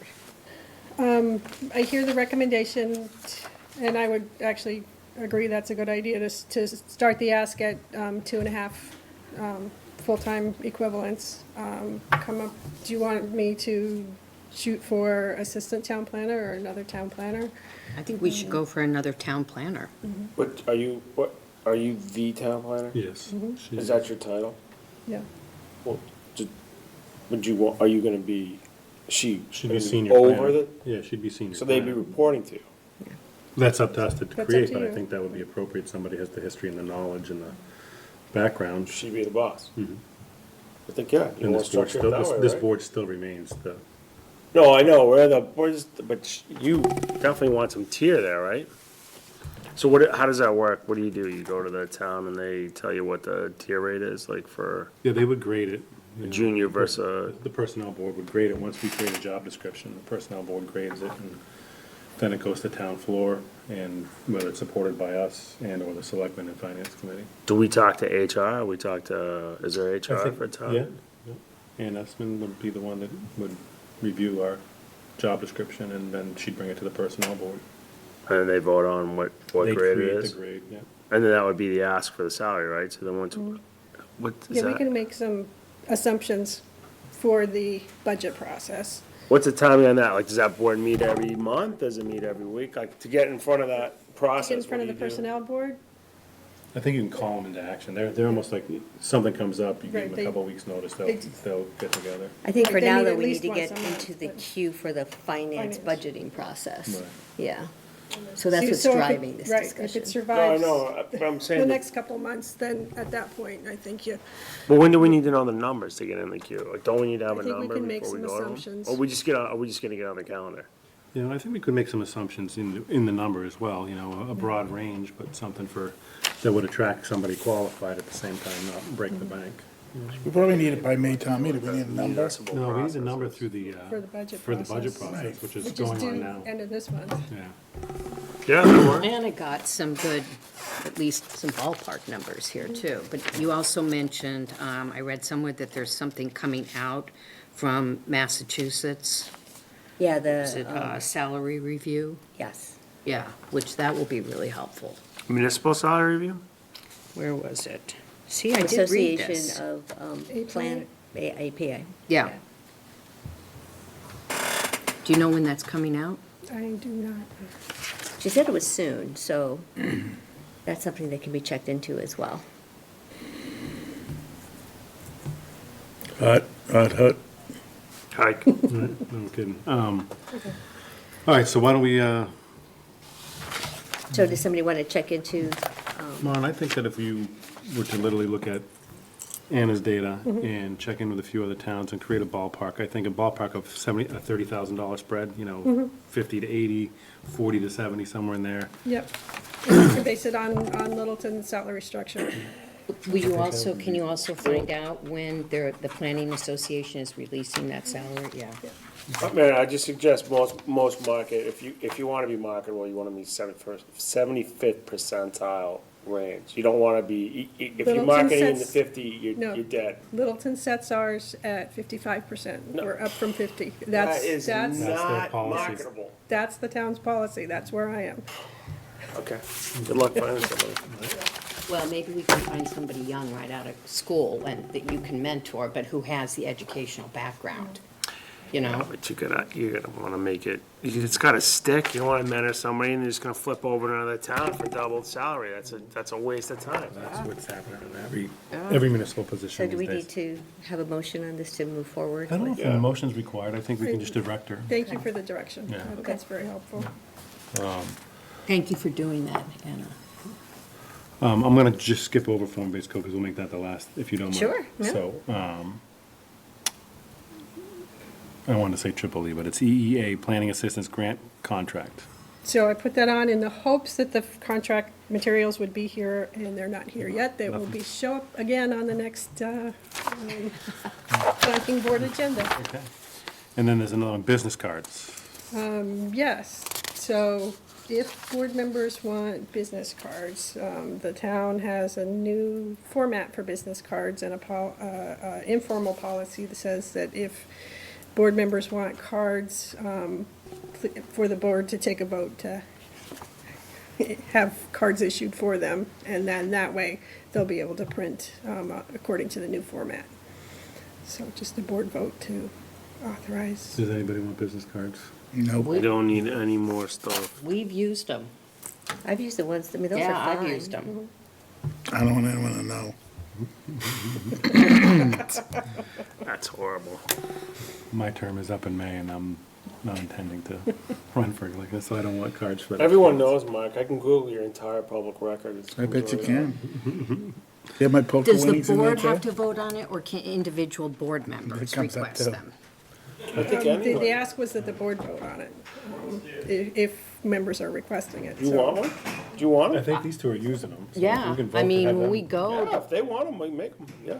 I'll entertain a motion to have the members have cards made. and then if you don't want one, you The just members say you who don't wish. want them. Second. Second. All in Okay. favor? Aye. Okay. Thank you very much. And then the last but not least, form-based code. Okay, so, here is an outreach plan. I was asked to put stuff down on paper so everybody would have it. Maren and I have been talking, and in conjunction with the proposal that you all reviewed last time from UTIL, this is what would be the outreach plan and the plan to get form-based code to town meeting in spring. Mm-hmm. Man, that's a real plan.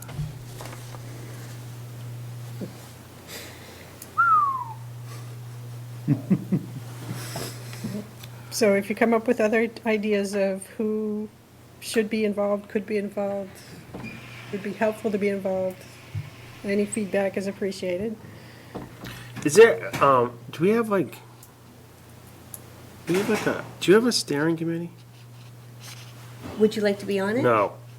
Like, a steering committee for like the builders, developers, like get all these guys that come in front of us, get them on it. Do we need one for this at this point? The only reason why I bring it up is at the end of the day, you're gonna live or die on whether those guys are on board or not.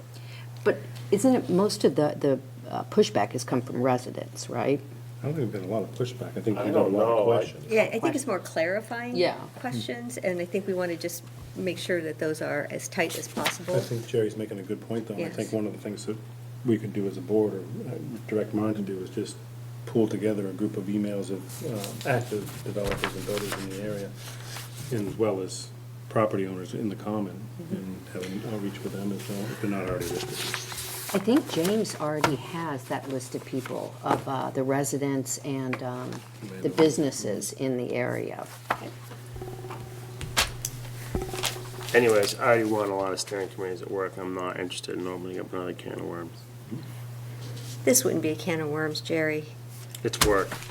Well, it is work, and so actually, one of the things that I think we do need to talk about as a board is, because there are a lot of people to reach out to, a lot of stakeholders involved, other boards, other committees, could you all, as you go out to your committees, like CPC or any other committee, Jerry, Yeah, but I can certainly put the word out. talking to, other people in the departments, I mean, if you would Making a like to quick do that, if exit. there are a handful of people over the next 2 months that you can talk to about this, that would be terrific. Yeah, I'll let them know, yeah. Absolutely. People talk about it all the time on the streets. In coffee shops. Coffee shops, softball games. Coffee shops that comes look up like everywhere. barns. So, They based could talk on, about it at adult use retail sale now. Retail, places. so marijuana based on in the this, air. Mara and I can continue working on this, have the direction, and loop you guys in when we can? Yep, that'd be great. Perfect. Okay. It's going well. Keep it up. Are we done? I'll entertain a motion to adjourn. Second. All in favor? Aye. I gotta shut us off.